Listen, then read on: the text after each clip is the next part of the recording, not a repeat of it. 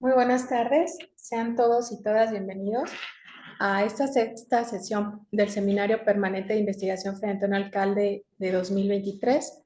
En esta ocasión contamos con la participación del doctor Alejandro Quesada Figueroa, que nos va a presentar el tema de su avance, de su trabajo, la polémica entre José Manuel de Andrade, provincial de la provincia franciscana de Santiago de Jalisco, y Fray Antonio Alcalde, obispo de Guadalajara en 1789, producto del tardío proceso de secularización en el occidente novohispano.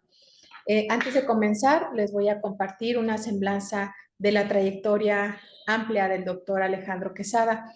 Él es licenciado en Historia por la Universidad Autónoma de Tlaxcala, maestro en Historia de México por la Universidad de Guadalajara y doctor en Historia Iberoamericana por la misma institución. Actualmente se desempeña como profesor en el Departamento de Historia del Centro Universitario de Ciencias Sociales y Humanidades de la Universidad de Guadalajara. Él es candidato al Sistema Nacional de Investigadores desde el año 2020 y algunas de las líneas temáticas que trabaja son la historia de las epidemias, la historia de Jalisco, filosofía de la historia, historia de la Virgen de Zapopan, entre otras. Cuenta con publicaciones entre las que quiero destacar Familia y Mestizaje en la parroquia de San José Tlaxcala, publicada por Green Verlag de Berlín.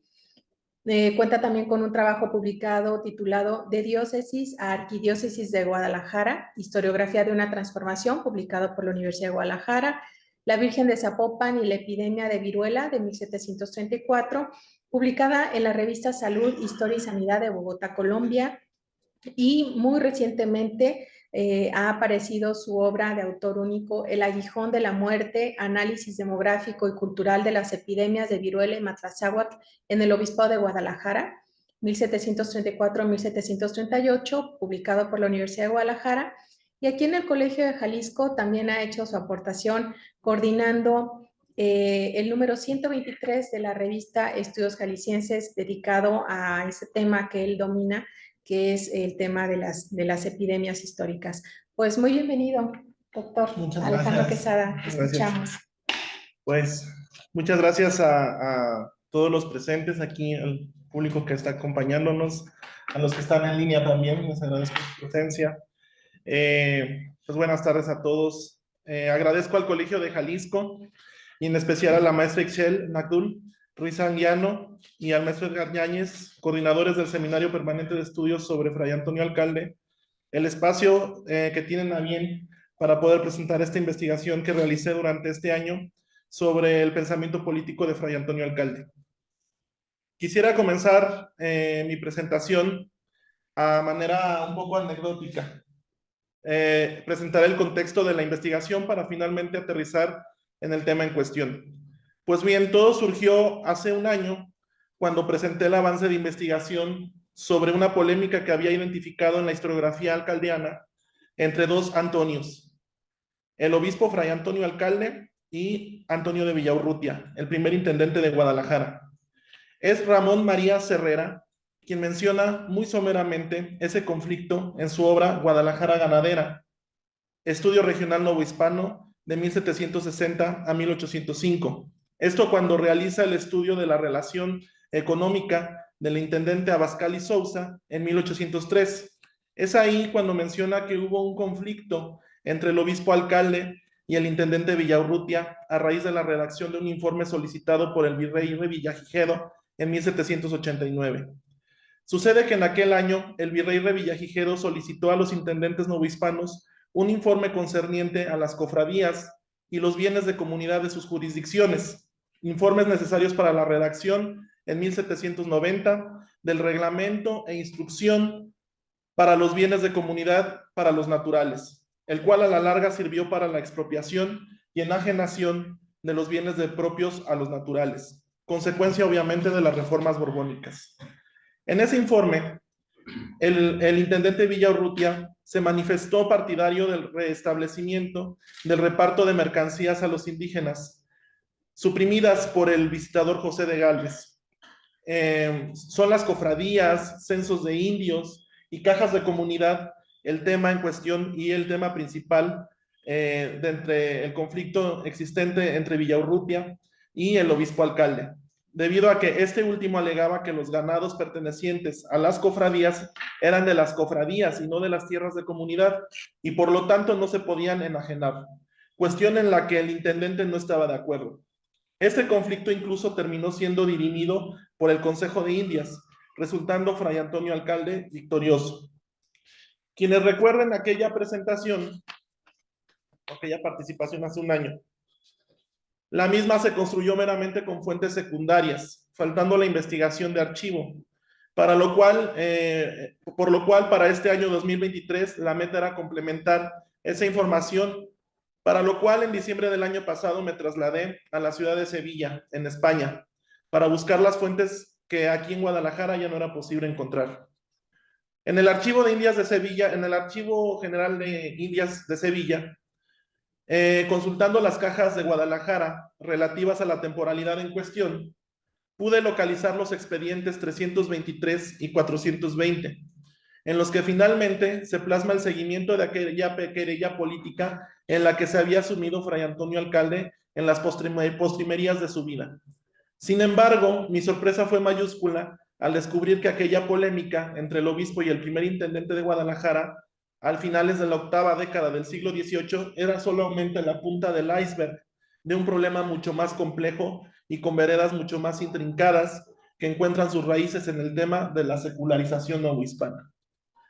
Todo este lío comenzó mucho antes de que Fray Antonio llegara a gobernar la mitra neogallega, que si bien a él es a quien le estalló el problema, este ya se había germinado desde el 1 de septiembre de 1754, fecha en la que los conventos y doctrinas fueron secularizados en la Nueva Galicia. Debemos entender a la secularización como una estrategia de la política eclesiástica de la monarquía católica que se comenzó a gestar desde el siglo XVII, con la primera visitaduría que experimentó el virreinato de la Nueva España a manos de Juan de Palafox y Mendoza, hasta la segunda mitad del siglo XVIII. Un proceso de largo aliento de consolidación de la política tridentina con la que su majestad Felipe II había de marcar el carácter regalista que adquirió la monarquía española tras su reinado. Regalismo que le permitía a la corona ampliar y consolidar la autoridad episcopal en las Indias Occidentales, mediante una paulatina reducción de la autonomía del clero regular. Curiosamente, el mismo clero al que la monarquía católica le debía la magna empresa de evangelización de la América española. Durante el siglo XVIII, conforme el número de curatos dependientes de los obispados crecía, así como la promoción de la educación y formación de curas diocesanos, a la par se consolidaba el paso de mano de la administración de las doctrinas y de las misiones regulares al clero secular. Y en ese tránsito es que las parroquias se consolidaban política y jurisdiccionalmente, quedando las órdenes mendicantes, si bien no desprotegidas, sí quedaban poco a poco reducidas a la jurisdicción del ordinario y por ende de los obispos.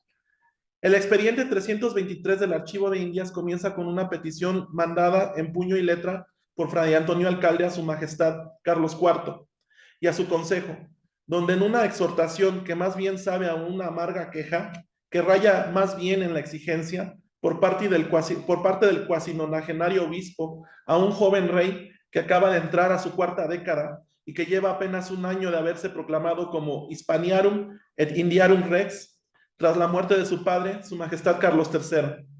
En dicha petición, fechada y firmada en Guadalajara, a 27 de diciembre de 1789, Fray Antonio Alcalde pide al Consejo del Rey y al Rey la interpretación correcta de dos bulas papales expedidas por Benedicto XIII.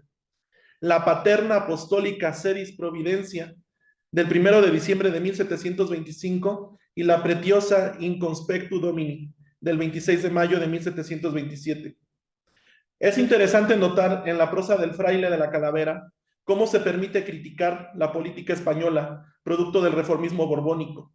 Él, un hombre que debemos tener en cuenta, nace en plena época de los Austria y le toca vivir el reformismo borbónico, comenzado por Felipe V, tras la Guerra de Sucesión Española. Él, un hombre que tal vez sintiendo la muerte ya cercana a sus 89 años, se permite cuestionar a Roma en su escrito, haciendo ver que ni la corona había sabido interpretar y aplicar las bulas papales e incluso vas más allá, sabiéndose tal vez más allá del bien y del mal, a sus casi 90 años, al criticar al propio Benedicto XIII por emitir unas bulas a las que califica de, y cito textualmente a Fray Antonio Alcalde, exuberantes, con amplísimas gracias y exuberantes excepciones a la Tercera Orden Franciscana, con lo cual sus miembros se apoyan para tener una libertad sin límites y una absoluta independencia de mi jurisdicción. Fray Antonio Alcalde, en su escrito, remite la atención de Carlos IV sobre el pueblo de Sayula y le expone el caso en cuestión, acompañando a su querella con cartas y documentos que vienen de aquel curato. Todo comienza el 1 de septiembre de 1754, fecha en la que la parroquia y el convento franciscano de Nuestra Señora de Guadalupe de Sayula fueron secularizados, motivo por el cual los frailes franciscanos, en medio de la gran inconformidad y dolor del pueblo sayulense, que mucho los apreciaba. Es a partir de esta fecha que se iniciaron gestiones ante su majestad Fernando VI, tanto el pueblo como de la orden franciscana, para que autorizara su regreso, por lo que, previniéndose en ello, la Tercera Orden Franciscana se negaron rotundamente a entregar su templo al primer cura diocesano, el doctor Francisco de Dios Soberanis, quien incluso se vio obligado a levantar un jacal de madera en el atrio parroquial para recibir en él la visita pastoral del obispo de Guadalajara, Martínez de Tejera, el mismo año de 1754. Es así que se inicia un pleito entre los terciarios y los párrocos, entre los regulares y los seculares. Para 1789, y como producto del informe solicitado por el intendente Antonio de Villaurrutia, es menester en este punto hacer una pausa y explicar lo que es la orden terciaria franciscana, para poder comprender así el conflicto, el origen de este conflicto. La Tercera Orden fue creada por San Francisco de Asís en 1221, debido a que muchos hombres y mujeres casados y el clero diocesano estaban pidiendo abrazar su estilo de vida y no podían entrar ni en la Primera Orden ni en la Segunda. La Primera Orden está conformada por los hermanos menores y los hermanos menores conventuales y los hermanos menores capuchinos. La Segunda Orden es la de las religiosas o clarisas. Dentro de la Tercera Orden de San Francisco es necesario distinguir a la Tercera Orden regular y a la Tercera Orden seglar. La Tercera Orden regular, por sus siglas conocida como TOR, con el tiempo, algunos de estos terciarios comenzaron a vivir en comunidades y estos se convirtieron después en una orden religiosa que profesan los votos de pobreza, castidad y obediencia. Y ahora son llamados la Tercera Orden regular. Los miembros de estas comunidades pueden ser hombres o mujeres, pero viven en una comunidad de acuerdo a su género. Esta rama de la familia franciscana fue oficialmente fundada en 1447 por un decreto papal uniendo varios grupos. La Tercera Orden seglar, o los franciscanos seglares, OFS, conocida como los franciscanos seglares, incluye a personas devotas, tanto hombres como mujeres. Los miembros no viven en comunidad, sino que viven en su vida cotidiana en el mundo. Sin embargo, los miembros se reúnen en comunidad de manera regular, profesan votos y se comprometen a vivir el evangelio según el ejemplo de San Francisco de Asís. Fray Antonio de Alcalde recibe con fecha del 26 de noviembre de 1789 una carta por parte del bachiller doctor don José Gregorio Ponce de León, quien era el cura vicario de la parroquia de Sayula. En ese escrito, Ponce de León manifiesta al obispo de Guadalajara la situación existente en el convento franciscano de Nuestra Señora de Guadalupe de Sayula, en donde en pleno atrio del templo los terciarios franciscanos habían construido años atrás una capilla de la Tercera Orden, la cual llevaba abandonado su ejercicio de misas y liturgias ya 2 años, es decir, desde 1787, y por lo cual los seglares pretendían nombrar a Fray Francisco Cendejas como comisario de la capilla y que se encargara de la dirección y la administración tanto de la capilla como de los seglares de la Tercera Orden. A finales del mes de junio de 1789, el párroco de Sayula se enteró de estas pretensiones, por lo que decidió apersonarse directamente en la capilla para hacer valer su jurisdicción y manifestar que no se podían tomar decisiones por encima de las de él o las de los terciarios, a lo que los terciarios respondieron cerrándole las puertas de la capilla y manifestando que el Papa Benedicto XIII había emitido una bula que respaldaba que ellos tuvieran independencia de decisión sobre su quehacer y su vida tanto material como espiritual, por lo que decidieron echarlo del convento. Ponce de León no se quedó con las manos cruzadas, sino que se decidió escribir al convento franciscano de Guadalajara para manifestar su desconcierto al provincial de la parroquia franciscana de Santiago de Jalisco, el fraile José Manuel de Andrade. Y es aquí que hace arribo a nuestra historia este peculiar personaje, que considero que con su pluma bien podría haber incendiado un pueblo entero. José Manuel de Andrade y José Gregorio Ponce de León sostuvieron una serie de cartas que desembocaron en una riña que terminó por hacer salir a Andrade de Guadalajara e irse a encerrar al convento de Sayula, impidiendo con su propia persona la entrada a este espacio por parte de cualquier autoridad secular. En la pantalla lo que estamos viendo es la capilla terciaria en el actual, bueno, lo que es el conjunto conventual del Santuario de Guadalupe, que incluye también el convento, ¿no? Es la capilla de San Roque o capilla terciaria. Actualmente pues está en ruinas. Es y como vemos, pues sí, totalmente, como lo describe Fray Antonio Alcalde, está dentro del atrio del templo, si se pueden dar cuenta. Bueno, que Andrade de Guadalajara irse a encerrar al convento de Sayula, impidiendo con su propia persona la entrada a este espacio por parte de cualquier autoridad secular. Sería muy interesante en este momento analizar estas 6 cartas que compartieron el provincial de Jalisco y el párroco de Sayula entre julio y noviembre de 1789. Por su florido lenguaje, por su encono disimulado con una sutil cortesía, siempre cierran las cartas con un beso la mano de vuestro padre, su atento servidor. Es así que finalmente, no viendo otra forma y notoriamente apenado, es que Ponce de León decide escribir directamente al señor obispo alcalde para que pueda él ayudarle en esta situación que sin lugar a dudas se le había salido ya de las manos. Fray Antonio Alcalde, quien para el momento estaba muy atento de los primeros pasos políticos del intendente Antonio de Villaurrutia, recibió la carta que llegó desde Sayula, no sin una gran sorpresa y extrañamiento, por una situación que pareciera salida de una novela de ficción en pleno año de 1789, cuando se suponía que la secularización era ya un tema muy añejo y un capítulo cerrado por parte de la Iglesia novohispana. Es aquí importante señalar, analizar la argumentación de Ponce de León y la manera en la que le presentó los hechos al obispo alcalde. Cito textualmente a Ponce de León. El encargo legítimo que de ellos, refiriéndose a los terciarios seglares, debe darse en cuanto a lo general de la subordinación con que debe estar la capilla a esta parroquia por haberse secularizado este curato de Sayula y la propiedad alegada por los terceros, previa sentencia de mi superior en vista de las de la materia. Vuestra intervención aclarará todos y a cada uno de los puntos, que muy por menor en ellos se versan. Cortará de raíz la inquietud y dará en justicia a las partes lo que según ella le correspondan. Dios nuestro Señor guarda la vida de vuestro Padre muchos años.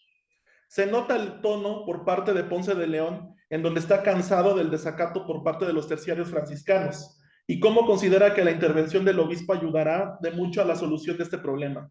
Además, añade el elemento argumentativo del provincial Manuel de Andrade, en el que se apoya y justifica actuar desde 2 bulas expedidas por Benedicto XIII. Como repito, la paterna apostólica sedis providencia del 1 de diciembre de 1725 y la pretiosa in conspectu domini del 26 de mayo de 1727. Estas 2 bulas son la argumentación que siempre va a estar utilizando Andrade, ¿no? Es con lo que él se defiende constantemente en todas sus cartas. Y son las cuales, si bien sujetaban estas bulas, si bien se consideraba que estaban sujetando a las primeras 2 órdenes franciscanas al gobierno ordinario secular del obispo, dejaba la tercera orden libre de su jurisdicción e incluso potenciaba las potestades de los terciarios. Fray Antonio Alcalde ordenó una búsqueda de las mencionadas bulas en los archivos del obispado, incluso en la propia parroquia de Sayula. Búsqueda infructuosa, porque no se encontró nada. Al ver que no había nada, decidió extender su búsqueda al gobierno, solicitándole al intendente Antonio de Villaurrutia la búsqueda de esas mismas bulas, resultando igual de infructuoso para la cuestión de las cédulas, pero muy provechoso para enterarse de una situación que ni de lejos le esperaba. Antonio de Villaurrutia le remitió la sanción real de ese mismo año por parte del provincial Manuel de Andrade y que el propio Villaurrutia y de la que Fray Antonio Alcalde no tenía conocimiento. Lo que a continuación les voy a leer es la sanción del rey Carlos IV a favor de una solicitud hecha por el propio Andrade. Con carta, cito textualmente, con carta de vuestra señoría del 25 de febrero último, he recibido la cedida del 17 del mismo mes en el que el rey me previene del efecto con que el provincial de la de Santiago de Jalisco le representó para que a la misión de 50 religiosos que tenía pedida, ordenándome que se le haga entender cómo lo he ejecutado para que le subsanen con los demás que se expresa. Dios que dé a vuestra señoría muchos años, Guadalajara, junio de 5, 1789, Antonio de Villaurrutia, y se firma en Madrid. Fray Antonio Alcalde sabía y manifestaba de su conocimiento el hecho de la ampliación del convento franciscano de Guadalupe de Sayula, con lo que no contaba es que el provincial Andrade había solicitado directamente al rey ordenase al intendente concederle 50 frailes regulares terciarios que se fueran a vivir al nuevo convento. Y no solo eso, sino que 2 meses después, en agosto, exige otros 20. Cito textualmente: defecto con el que el provincial de la provincia de Santiago de Jalisco representó para la misión de 50 religiosos y que se aumentaran 20. Mismo a fin de que los ministros se dediquen muy especialmente al cumplimiento de sus obligaciones. Cierro cita. Evidentemente lo que estaba haciendo Manuel de Andrade era saltarse la autoridad de Fray Antonio Alcalde, arreglándoselas directamente con el rey y con el intendente. Es decir, un problema sacó a relucir otro problema. La reacción a una afrenta de este tipo no se hizo esperar y Fray Antonio Alcalde decidió poner al tanto al rey del asunto de Sayula, como se le llama en las cartas, con todos sus matices y a la vez aprovechar a manifestar su molestia a que el rey estuviera sancionando solicitudes que primero debería de hacer el obispo. A continuación voy a citar textualmente el escrito de Fray Antonio Alcalde. O sea, vamos a estar escuchando lo que él escribió con respecto al tema, dirigiéndose a Carlos IV.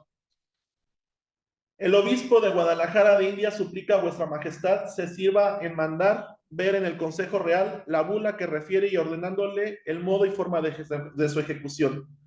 Señor, la libertad sin límites y absoluta independencia de mi ordinaria jurisdicción que el devoto ministro provincial de la de Santiago de Jalisco de esta ciudad de Guadalajara, Fray Manuel de Andrade, quiere adoptar a las órdenes terceras de San Francisco, elección de propia autoridad, en casi todos los curatos de mi diócesis, aún careciendo en ella de conventos de la primera orden o para hablar con propiedad a las congregaciones de personas seculares de ambos sexos, que sin habido extensión y sin emisión de los votos solemnes constituidos de religión, habitan en sus casas particulares, sin sujeción al claustro y obediencia, y el concepto de su peculiar y privativa potestad sobre ellas. Ha excitado en todos tiempos y existe hasta el día de hoy continuas competencias y disputas con los párrocos, que no pueden ver con indiferencia cómo se les cercena esa considerable porción de su rebaño, y cómo es posible que vuestra majestad conceda enteramente su gobierno a los reguladores, como lo solicitan ahora con excesivo encono, desvergüenza,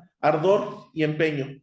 Por el adjunto testimonio comprenderá vuestra majestad el que tomó el indicado provincial para visitar una capilla de la tercera orden del pueblo de Sayula, en que precariamente hacían hace 2 años los terciarios sus ejercicios espirituales. Aún constándoles su ubicación dentro del atrio de la iglesia del convento y el antiguo régimen y reconocimiento que en ella ha tenido el cura de esa reducción, en que apenas han comenzado a tirar los religiosos las primeras líneas del nuevo convento y de su nueva fundación. Todo el mérito de su intención consiste en las amplísimas gracias y exuberantes excepciones con que el nuestro Santísimo Padre Benedicto XIII distinguió esas sociedades. Aquí voy a hacer un paréntesis. Es Benedicto XIII el del siglo XVIII, no es el Papa Luna, porque hay un antipapa que es el Benedicto XIII de 1200 aproximadamente, ¿no? Nos estamos refiriendo a Benedicto XIII, el papa que vivió para 1720 aproximadamente. Continúo. Las obsequió descaradamente de toda clase de ordinaria jurisdicción por su bula paterna apostólica sedis providencia, dada en Roma el año segundo de su pontificado, a los primeros días de diciembre de 1725. Yo comprendo que todas las juntas, hermandades o cofradías establecidas en estos reinos sin licencia de vuestra majestad y sin la debida sanción de los obispos son viciosas en su origen e indignas de subsistencia, por lo que me sorprende el que vuestra majestad haya tenido a bien el mes de febrero próximo pasado conceder al provincial mencionado una solicitud de 70 regulares sin mi consentimiento. ¿Dónde queda entonces la jurisdicción a nos otorgada y no es respetada incluso por vuestra majestad y su consejo?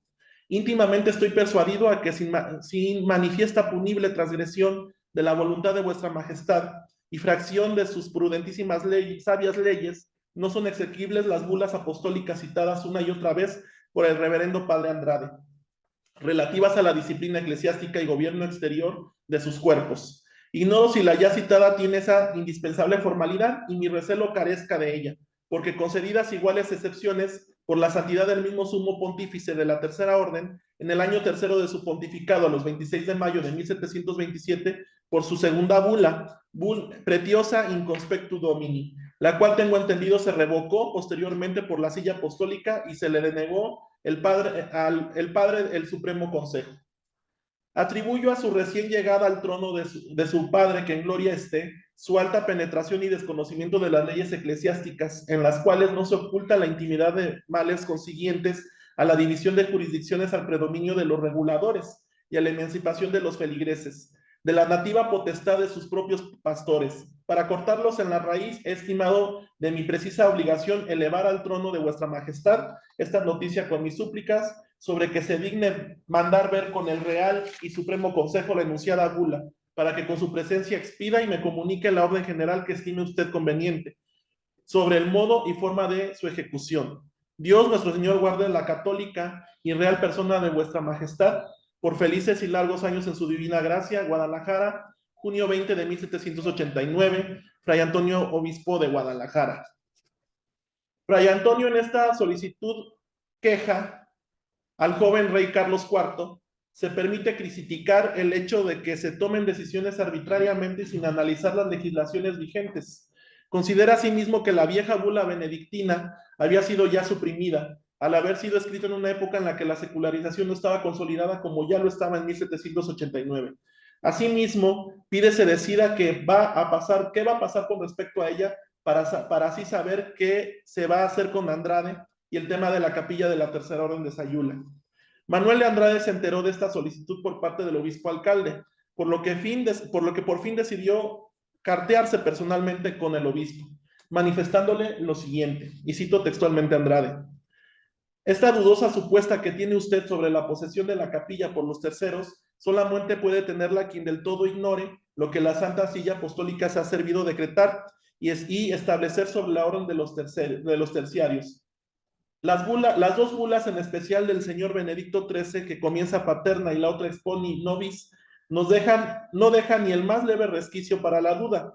La supresión a la que usted se refiere pudo darla a su santidad ilustrísima provisionalmente, por evitar así que los religiosos vinieran extra claustra. Pero en el día que no hay en él inconveniente, extraño ciertamente mucho que con este documento se oponga usted a mi justa determinación. Digo se oponga porque aún la parte que usted accede de que el predicador Cendejas practique en la capilla los ejercicios del instituto es con la condición de que reconozca a usted y al señor cura Ponce de León por sus ordinarios. Si esto es fomentar la paz, como usted siempre dice, o si es en dar ocasión a desensiones, usted mismo véalo, entre tanto que yo no puedo dejar de manifestarle pacífica y amablemente el dolor que me causa ver a usted pretender esta condición. Deseo por todos modos y caminos la paz y quietud, pero no es quietud ni paz la que se busca y pretendiendo se viole y niegue la propia justicia. Dígame usted que cuando se secularizaron nuestros conventos, se secularizaron también entonces las terceras órdenes que estaban en ellos, a dirección y cargo de la provincia. No es más que darme un nuevo argumento ante su majestad, con que me confiarme en la poca disposición de ánimo que usted siempre tiene y todos los que representa tienen, para que nos convengamos, pues nadie encontrará la concesión que hay ante las doctrinas que teníamos y las terceras órdenes, para arguir la secularización de estos de las de aquellas, siendo mi consenso que puede haber terceras órdenes, aun en los lugares donde no haya conventos de religiosos. En atención a todo lo expuesto, aunque me duele mucho que estén sin satisfacerse tantas misas como se han dejado de celebrar en la capilla de la Tercera Orden, de ninguna manera puedo convenir en que las oigan sus ministros, ni perciba vuestra merced sus legados, pues es cosa maldita que pudiendo cumplir con estas cargas el tercer orden y siendo suyos, sin género de dudas los legados, pretende ser por fuera la parroquia quien las cumpla, el obispado quien las avale y vuestra merced quien las perciba. Si a vuestra merced le parece, porque conozca como lo deseo, cuán dispuesto estoy a solicitar por todos modos la tranquilidad, convendré no sin algún escrúpulo de mi conciencia en que hasta que el pleito pendiente en Madrid no se decida, las enunciadas misas no se digan, o lo que mejor me parece se oigan, por el padre comisario, quedando como el depósito, las limosnas, como la condición de que se entreguen, o a la misma tercera orden o a la parroquia, según a favor de quien saliere de sentencia, que usted espera, y que procure de acelerar con todos los medios que me sean posibles. Y usted convenga en que dicho padre comisario oiga libremente las misas que deberían, y no sean de esta condición, y se hagan los demás ejercicios del Instituto de los Terceros, sin contradicción de vuestra merced, y deponiendo la extraña pretensión de que reconozca a usted por ordinario.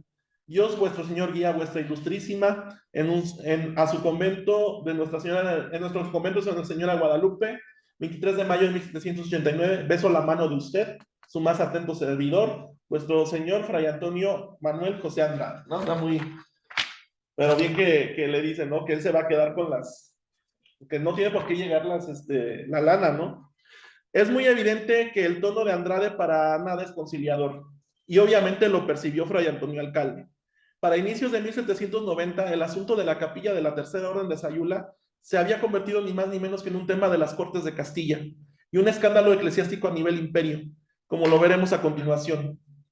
Gregorio Ponce de León y Fray Antonio Alcalde arguyeron ante Antonio Porlier, secretario general de Carlos IV en San Lorenzo del Escorial, los siguientes argumentos, que han sido sintetizados de un extenso legajo, porque es muy grande, ¿no? Entonces yo traje así como los puntos que consideré que eran, donde se plasmaba la idea principal, y son citas textuales cortas. La primera, y cito textualmente a Fray Antonio Alcalde: no han podido los terceros probar la propiedad de esta capilla por carecer del correspondiente instrumento, porque el sitio en el que se haya construido y ha sido siempre de la parroquia, lo que es bastante óbice para no haberla donado o enajenado, considerándolos como posesión imaginaria. Segundo, lo que está aconteciendo en Sayula es, y cito textualmente, a fuerza de un violento despojo y sin mérito legal.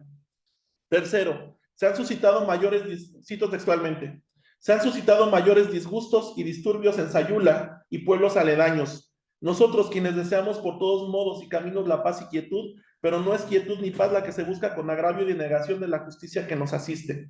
Cuarto punto, cito textualmente a Fray Antonio: el comisario que se decida que asista y cuide de la capilla, y que los emolumentos de los legados los debo percibir no como está mandado, si lo podrá poner para la dirección de ejercicio de los terceros, de modo que resplandezca el instituto con reconocimiento al comisario, el comisario a mí, que soy su obispo, como tengo siempre derecho.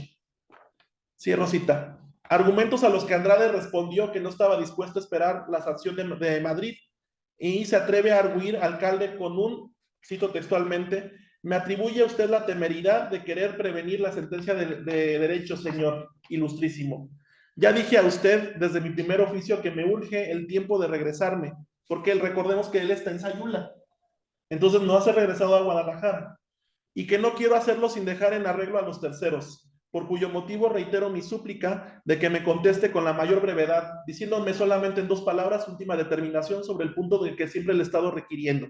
Dios nuestro Señor guarde a vuestra merced en el convento de Nuestra Señora de Guadalupe, 24 de mayo de 1789. Beso la mano de usted, su atento servidor, Fray José Manuel de Andrade. A lo que Fray Antonio Alcalde, a través de su secretario Pedro Antonio Jordán, o sea, ya no le respondió directamente Fray Antonio, sino que le manda la contestación por parte de su secretario, que es muy interesante conocer el nombre del secretario en ese momento, ¿no? Pedro Antonio Jordán. Respondió que era libre de decidir quedarse o irse de su convento para esperar la resolución que promoverá la buena armonía y santa paz con que recíprocamente hemos promovido un asunto pendiente en Madrid, cuya declaración o sentencia hará lo que con arreglo de justicia corresponda. O sea, diciéndole, ¿no? ¿Qué pasaba en Madrid? Hay que dejar un poco Sayula y Guadalajara y asomarnos a qué es lo que estaba pasando en Sevilla y en Madrid. En Madrid se estaban buscando con peculiar prisa las bulas de Benedicto XIII. Y esta búsqueda no dio el resultado que Andrade esperaba. Para la fecha del 5 de diciembre de 1789, el Consejo Real de Castilla manda un mensaje a Fray Antonio Alcalde, en el que el fiscal menciona lo siguiente: que con el ejemplo de la bula, y si la hubiese en el Consejo, pues no existe, que se han registrado los archivos de ambas secretarías y no se halla la bula que Fray Manuel Andrade está citando. Antonio Porlier, secretario de Carlos IV, informa en mayo de 1790 a Fray Antonio Alcalde que el fiscal impuesto para la resolución de este asunto, que lo que sí se encontró en los archivos fue lo siguiente. La bula de, cito textualmente a Antonio Porlier, la bula de Benedicto XIII carece del pase del Consejo. Asimismo, se denegó por este tribunal a otra bula del mismo pontífice, en que se concedió igual privilegio a la tercera orden de penitencia el 2 de mayo de 1727. Es decir, lo que sí encontraron fue una sanción que prohibía que se aplicara la bula del Papa en tierras de la monarquía católica. ¿Sí? Para ese entonces, Andrade ya había nombrado cura comisario, o sea, fíjense, no se esperó Andrade y nombró cura comisario de la capilla a Cendejas, sin esperar la resolución real. Y a lo que menciona Fray Antonio Alcalde, informando al rey, sostiene su empeño con tal ardor que no ha bastado para que desista de él tan eficaces reconvenciones administrativas y políticas. Finalmente, la esperada resolución llegó en julio de 1790. Es una resolución muy larga, pero yo también aquí hice algunas, los argumentos principales. ¿Qué es lo que hizo Carlos IV? Se decidió apelar al reverentísimo padre comisario general de las Indias, es decir, el franciscano general de las Indias, quien respondió a su majestad que en la Comisaría General de Indias, de este Comisariado General de Indias de San Francisco, no se ha recibido noticia alguna de la controversia suscitada entre el provincial de Jalisco y el reverendo obispo de Guadalajara sobre la jurisdicción o dependencia de las órdenes terceras de San Francisco de aquel distrito. Asimismo, le parece conveniente que el Consejo, antes de resolver la querella entablada por el reverendo obispo, oyese las razones del provincial, sumado de pensar y sus apoyos, sin cuya vista no se podrá formar una idea completa y equitativa de los términos en que se versa. O sea, como diciendo, también óiganlo, ¿no? Punto número 2 de la resolución. Tampoco existe en el archivo de la Comisaría General de Indias rastro o documento alguno donde conste la bula de Benedicto XIII paterna apostólica sedis providencia. Punto número 3. No haberse encaminado en ninguno de sus archivos la expuesta bula paterna apostólica sedis providencia del señor Benedicto XIII, de lo del diciembre de 1725. También es preciso confesar que carece del indispensable pase al Consejo de Castilla y del comisario, que el provincial de Jalisco no puede apoyar con ella el privilegio que se está atribuyendo de la tercera orden del pueblo de Sayula. En todo caso de existir la mencionada bula, contraviene a la ley tercera, título 9, libro 7 de la recapitulación de Indias, por lo que queda suprimida en cualquier territorio de la monarquía católica. De existir, ¿no? Que los terceros, siguiente punto, que los terceros de San Francisco se estimen por verdaderos religiosos y gocen del privilegio del fuero regular del que vivan dentro de algún convento, hayan hecho los 3 votos y estén sujetos a la obediencia del ministro general. Que se dé a entender al provincial de Jalisco lo reprobable que se ha hecho, que lo ha considerado ya su majestad, y al consejo de que se empeñe en sustraer de la jurisdicción del diocesano y de su conocimiento la orden tercera del pueblo de Sayula.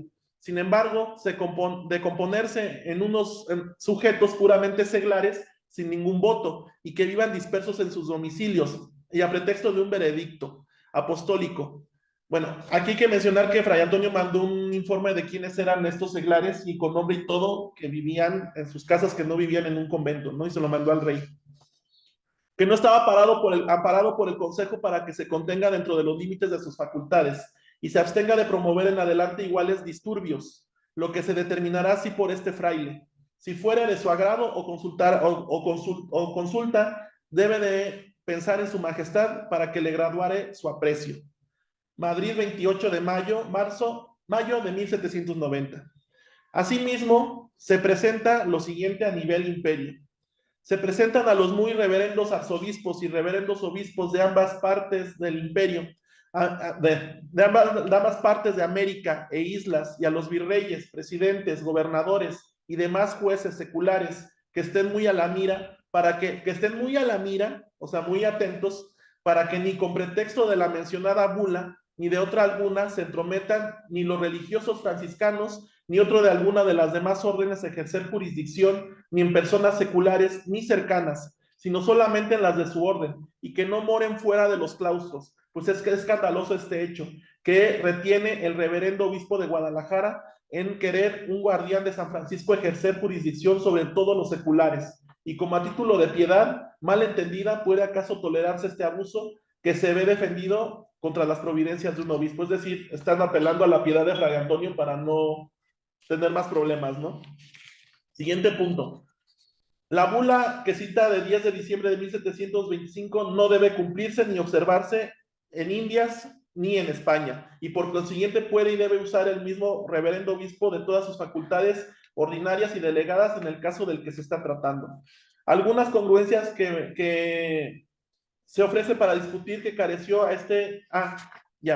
Algunas congruencias que se encontraron dentro de la investigación fue que careció esta bula del llamado regio exequatur, o sea, la ejecución regia, ¿no?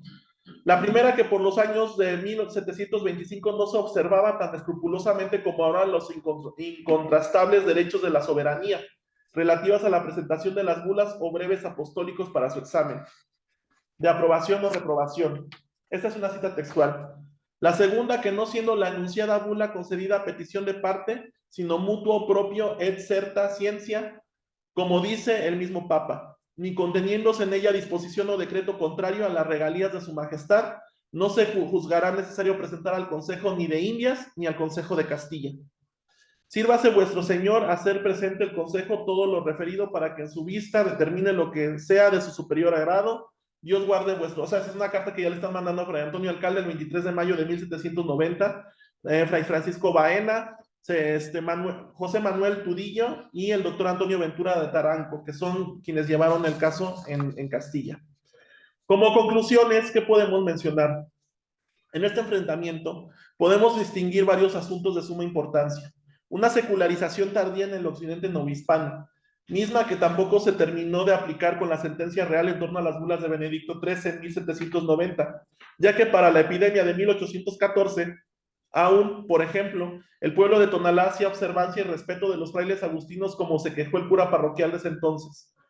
Mi hipótesis es que la secularización como proceso político se enfocó demasiado en el centro del virreinato, en los siglos XVI y XVII y XVIII, en donde la presencia de las órdenes mendicantes era fuerte y mantenía gran influencia sobre la población. Es por ello que todos los esfuerzos se enfocaron en esta área geográfica, dejando un tanto de lado o aletargado el mismo proceso en el resto de los reinos novohispanos, siendo retomada la empresa tras las reformas borbónicas de 1786.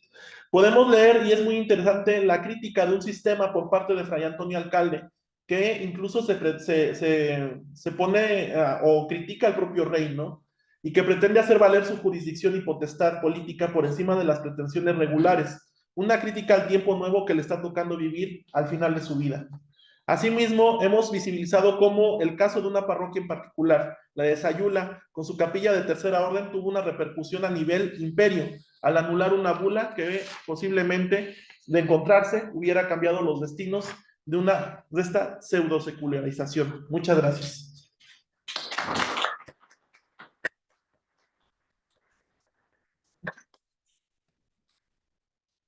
Pues les invito a tomar la palabra aquí a los presentes, integrantes e invitados del seminario, si tienen alguna duda, algún comentario, algo que les quieran consultar al doctor Alejandro Quesada. ¿En qué terminó felicidades por la intervención? Gracias. ¿En qué terminó la querella, vamos? Pues terminó en que el Consejo de Castilla le concedió a Fray Antonio Alcalde y al párroco de Sayula que tenían razón, o sea, que no existía la bula que tanto apelaba Andrade, pero no se dice realmente, ya no hay noticia de qué pasó, si se entregó la capilla o los terciarios, qué pasó con los terciarios de Sayula.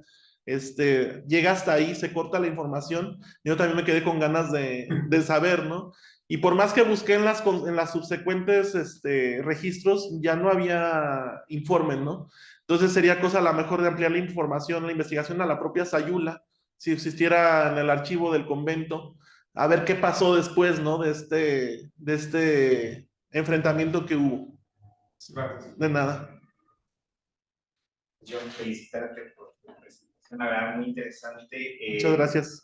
Creo que, bueno, manifiesta varias cosas, ¿no? Ya lo explicaste en las conclusiones sobre este largo proceso de secularización que viene como por etapas, de repente tiene puntos álgidos, ¿no? De 1749, el 53, ya de ahí el 57, que son como momentos claves en los que pareciera ser que era un programa que iba destinado a restarle el poder al clero regular, ¿no? En general, aunque se fue aplicando de distinta manera, como lo acabas de explicar ahorita.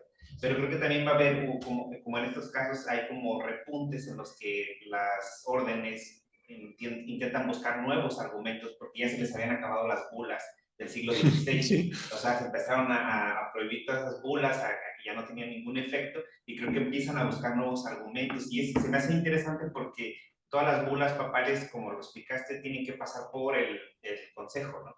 Y de ahí o no pasan o pasan. Y entonces, si no pasan, nadie sabe que existieron de algún modo, ¿no? ¿Cómo es que este fraile se enteró de estas bulas? ¿Cómo tenía conocimiento? Obviamente también la orden religiosa tenía su maestro general en Roma y seguramente a través de ahí también había una comunicación, ¿no? Quiero pensarlo.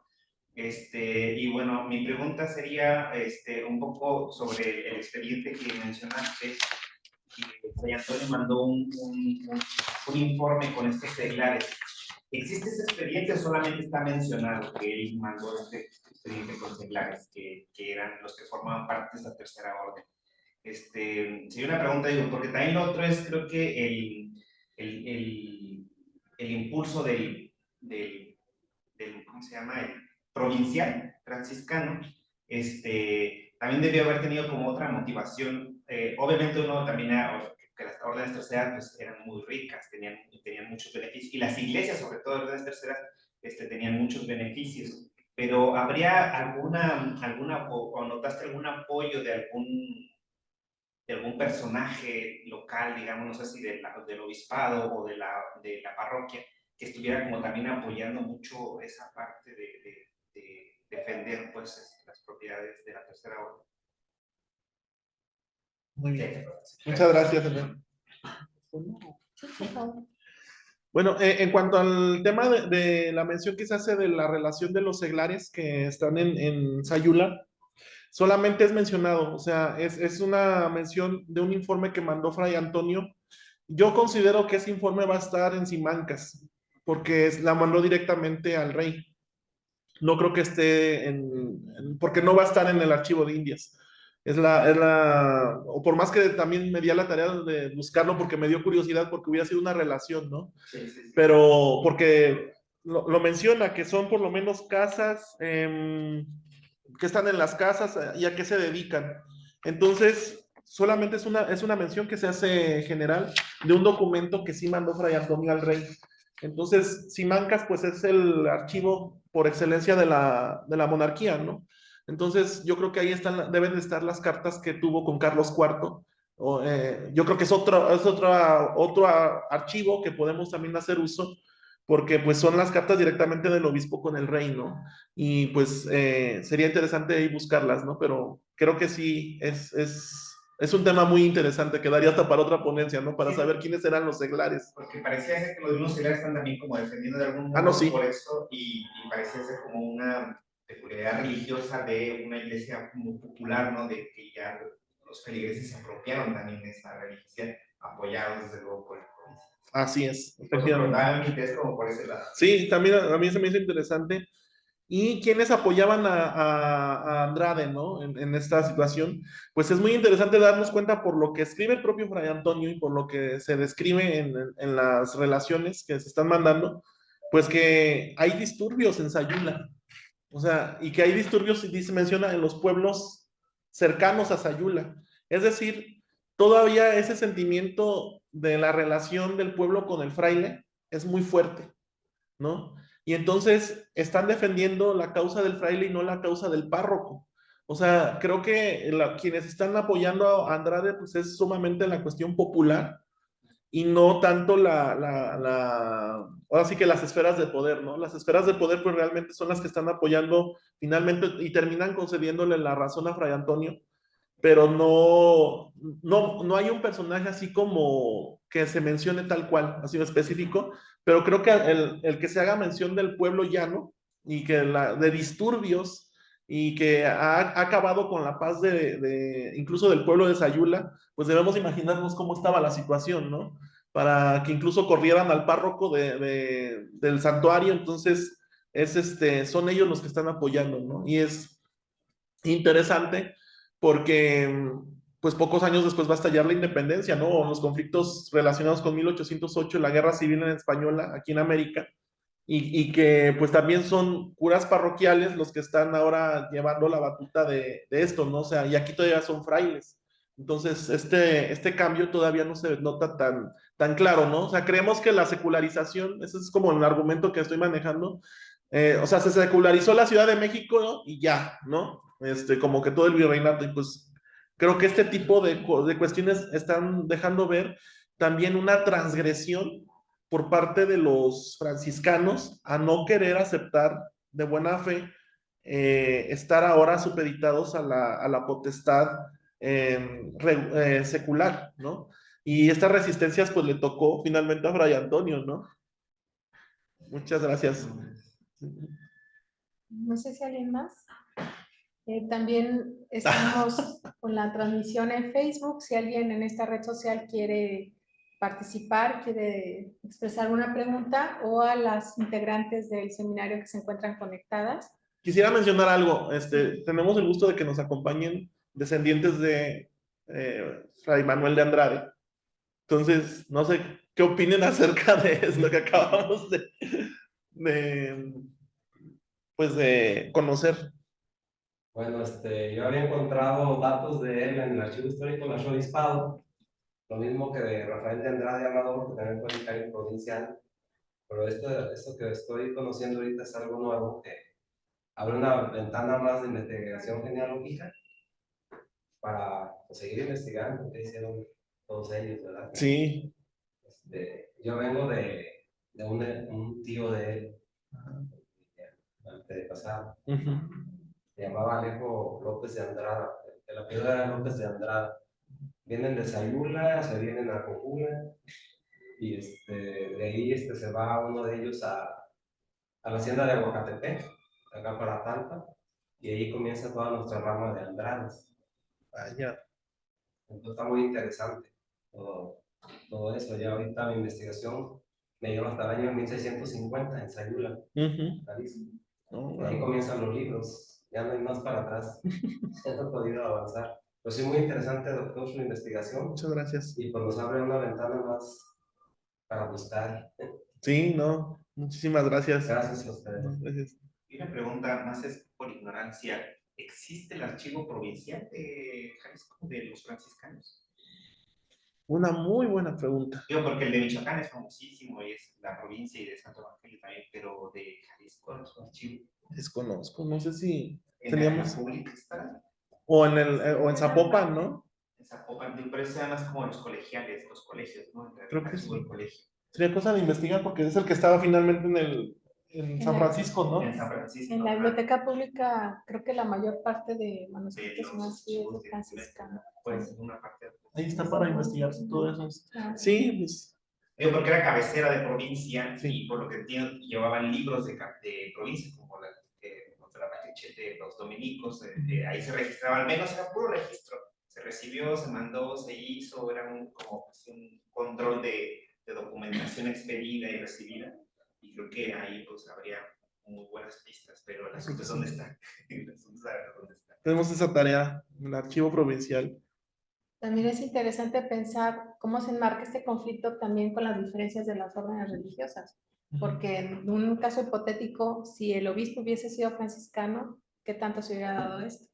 Ya hay unas pugnas históricas también, ¿no? Y en el contexto de la Nueva España hubo conflictos que también aquí ha estudiado el propio En el caso de Querétaro, el clero secular se apoya desde luego por el obispo, pero también por un obispo, creo que era de Puerto Rico, franciscano, Fray Mimbela, como para decirles, a ver, miren, el mismo obispo franciscano está diciendo que pues eran y los franciscanos no se veían y no se veían, y creo que pasó el siglo y no se veían totalmente. Sí, son pugnas que se van llevando, van pasando por generaciones y de repente se heredan y a veces se terminan olvidando. En Querétaro todavía sigue habiendo un enfrentamiento muy claro entre el clero secular y los franciscanos. ¿Todavía? Todavía sigue habiendo un...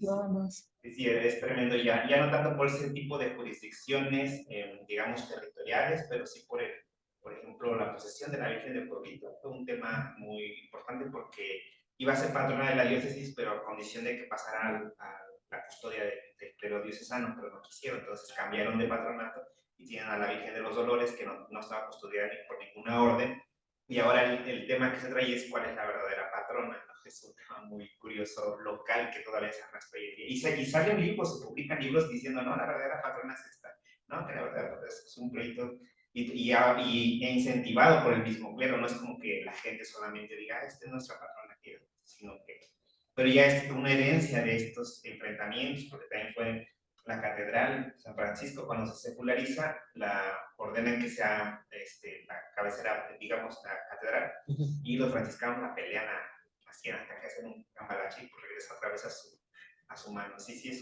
estas pugnas vienen así, van teniendo altos, bajos, al grado de cómo se involucra la misma feligresía, los sectarios, Sí. en este caso. Es lo que me impresionó mucho, cómo estuvieron apoyando. Porque en Querétaro sí se faccionó, y digamos, las élites sí apoyaron mucho al clero secular, porque eran los mismos párrocos iban a ser locales, por eso como que sí hubo más ese apoyo, por ese argumento. No sé si en Sayula surgió ese argumento de que el párroco iba a ser local.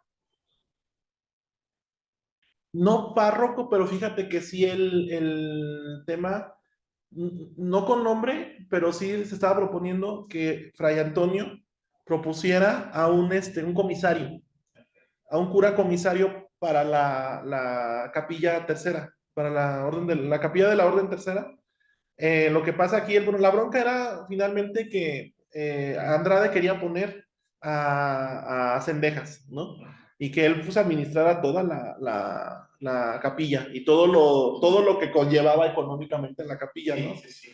Y entonces, lo que pasa es de que en un primer momento, el que impidió esto y que llegara a Cendejas es el cura parroquial de Sayula, que es Ponce de León. Y entonces después se está proponiendo finalmente que haya lo que está diciendo, ¿se acuerdan que se los mencioné? Que Fray Antonio dice, no, pues se debe de mencionar, se debe de nombrar un comisario, pero que esté supeditado a mí. No y no se preocupen, yo no me quedo ahora sí que no me quedo con la lana, ¿no? Sino que yo se la voy a regresar a los seglares, pero yo la tengo que administrar, no se puede administrar por ustedes, ¿no? Y es cuando chocan, empiezan las cartas con Madrid y no le importa a Andrade y él nombra a Cendejas y lo mete a la capilla y no deja entrar a nadie. Entonces ya no sabemos si lograron sacar a Cendejas, si sí se nombró a otro comisario, ¿qué pasó, no? Lo que sí sabemos, y es que tuve la oportunidad me metí tanto en esta situación este año, pues que fui a Sayula y pues está abandonada la capilla, o sea, ya está en ruinas, o sea, algo pasó que finalmente, es que las capillas de la Tercera Orden son hermosas, ¿no? Están llenas de oro, o sea, son muy ricas. Pero esta está abandonadísima, está ya sin techo, ahí se veían las imágenes. Entonces, ¿qué pasó? Que finalmente, pero sigue estando ahí, no sé si simbólicamente, la preservan, ¿no? Porque arquitectónicamente ya no es funcional. Entonces, ¿qué pasó si Fray Antonio de plano la cerró? Porque finalmente lo que sí sabemos es que el rey le otorgó o sea, la razón, y entonces quien terminó administrando todo esto fue, a pesar de que no quiso, ahora sí que soportó, ¿no? Andrade, y tuvo que ser Fray Antonio alcalde, pero ¿qué tanto también le quedó? Porque Fray Antonio muere 2 años después. Sí, es cierto. ¿Cómo se pudo haber estancado el pleito, no? O se estancó, o que después hizo también Cabañas, o sea, si hubo un seguimiento de esto. El hecho es de que actualmente, pues, el convento de Sayula, pues sigue teniendo franciscanos, ¿no? Sigue teniendo, regulares, sigue habiendo gente que vive ahí, los frailes, es muy famoso, es el santuario de Nuestra Señora de Guadalupe. Es un conjunto y está el convento, está la capilla tercera en ruinas, en el atrio, como menciona Fray Antonio en la descripción. Es que yo verlo, o sea, lo encuentras en Sevilla, lo constatas en Madrid y lo vienes a ver con tus propios ojos a Sayula, pues es algo impresionante, ¿no? Que no terminas de impresionarte por todo el sistema de la monarquía española, ¿no? Que pues a mí me maravilla. Y cómo estaban tan informados de las medidas, de todo. Y sí, o sea, entonces coincide totalmente con esto, pero sí se queda así como uno, como, ¿qué pasó después? ¿No? Se queda uno con la duda. Pero lo que es el hecho de que se abandonó, aunque está habitado, o sea, eso que vimos ahí está en las ruinas, pero lo que está arriba es el convento, ahí siguen viviendo. O sea, como que se abandonó y se cayó hasta el techo y nada más se ve y ya no tiene retablos, no tiene nada. Sí, que ya después de la independencia, como este tipo de problemas, ya solamente pues, es entre el ordinario y los religiosos, ya como tal el Estado, digamos, ya no es real, sino ya el Estado, pues sí, federal, ya no tiene como esa injerencia tanta, ¿no? Que todavía, y probablemente sobrevivió de algún modo, quizá, pero... Sí, porque no es mucho tiempo, estamos hablando principios de 1800. Y habría que pensar, no sé si hay algún registro de alguna cofradía porque a veces son las que continúan con su trabajo, ¿no? Si nos mencionaban, por si eso es un buen punto. De la fábrica material.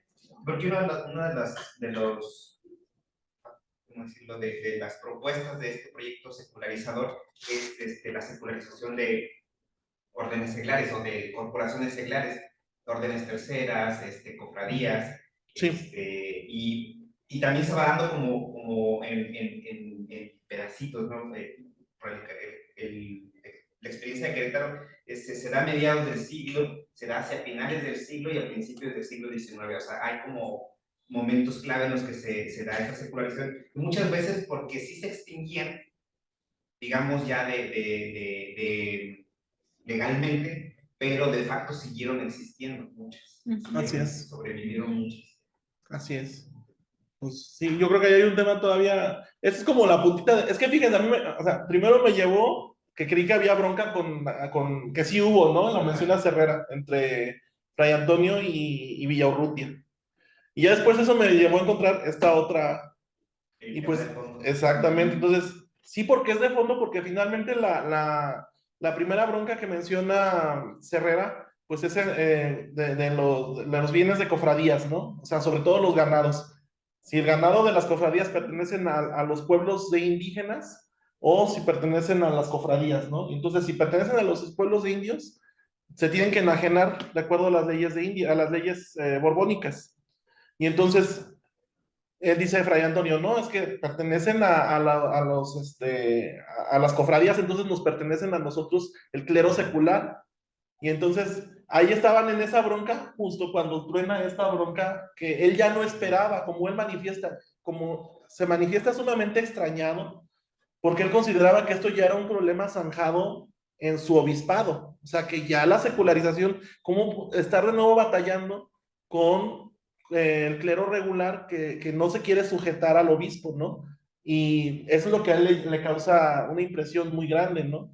Y que pues se desata en todo en este lío, que es muy interesante porque creo, si no me equivoco, ustedes no me dejarán mentir y si miento, corríjanme, creo que es la primera vez que se tiene un documento que está manifestando a Fray Antonio Alcalde desde una posición política.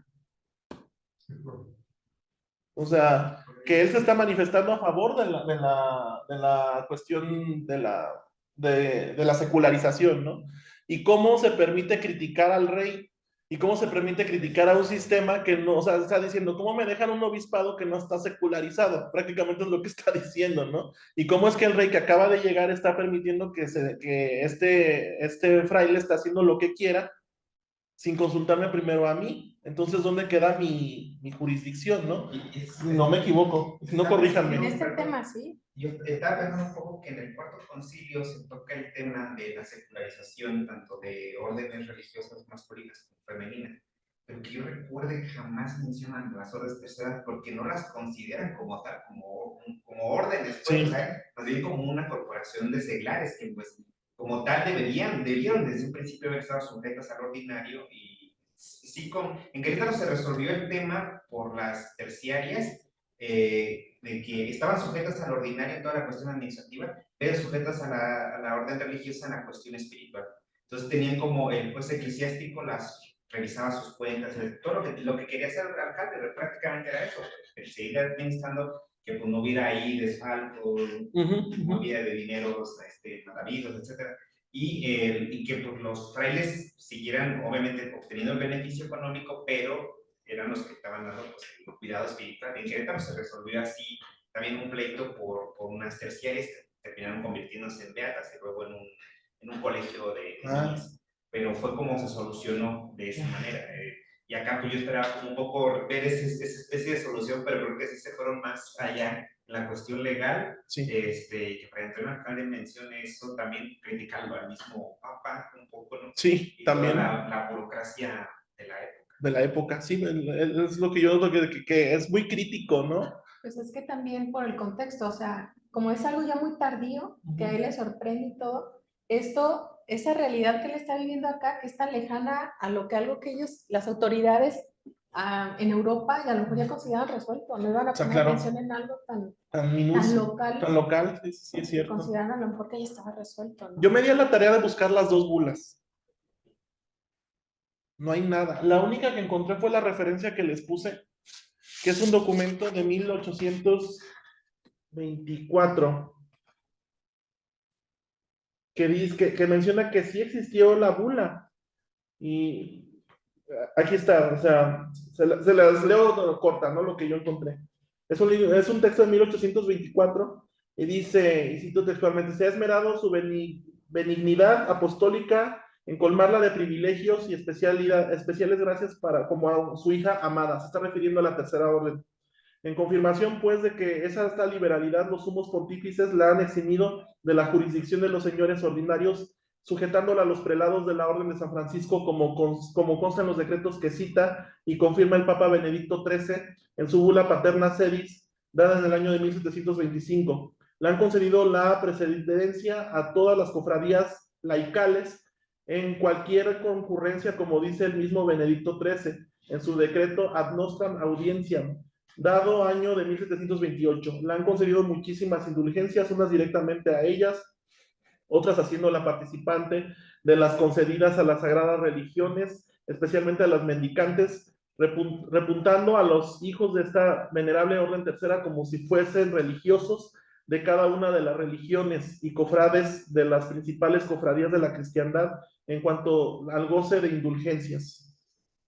Sí, una pregunta que no sé si alguien conozca más a la orden franciscana, pero en el caso de los dominicos y de los jesuitas, en sus reuniones provinciales, que era para el cambio de provincia, se generaba una documentación, que en el caso de los dominicos son las actas capitulares, para los jesuitas son las cartas anuas. Desconozco para los franciscanos qué tipo de documentación se generaba, porque sé que se generaba. Y eso sucedía también a nivel, digamos, internacional, ¿no? Con los maestros de la orden, cuando había un cambio, se generaban actas capitulares, pero ya eran de otro rango.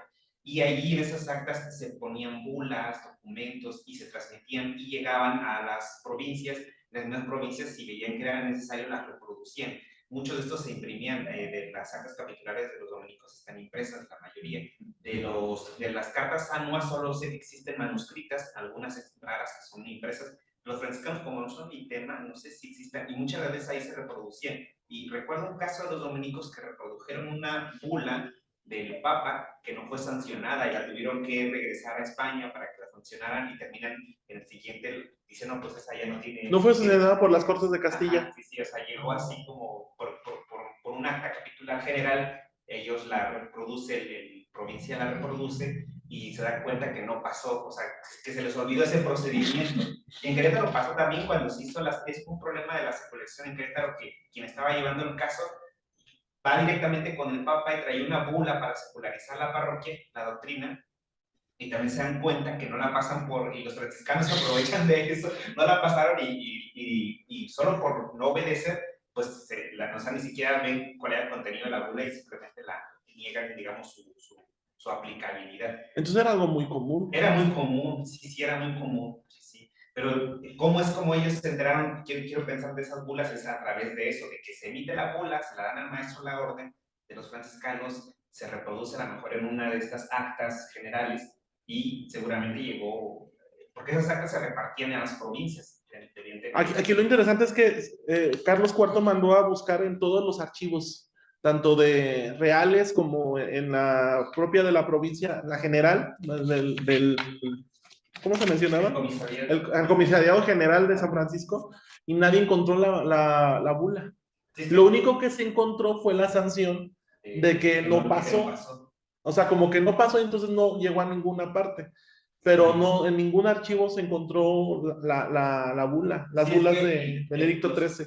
Los comisariados eran como el intermedio entre la provincia y el maestro general. Sí. Entonces, creo que si salió por parte del maestro general, de ahí es donde pudo haber brincado, o sea, no atravesado, ha de haber llegado a manos del provincial. Posiblemente. Solamente así porque no hay como... No hay de otra. Sí, cómo conoció el contenido de esa... Y la conocía muy bien. Porque la citaba. La citaba cada rato.